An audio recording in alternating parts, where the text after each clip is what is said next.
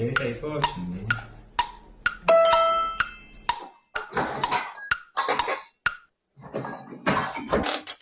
A few moments later. Swathi ఏంటిది?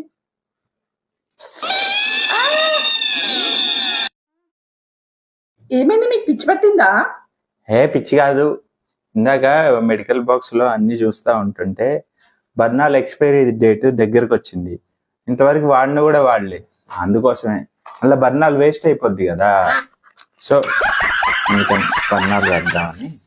పిచ్చోళ్ళ గురించి వెంటనే కానీ లైవ్ లో ఇదే చూడటం ఐడియా బాగుంది కదా. ఓ నీ అబ్బా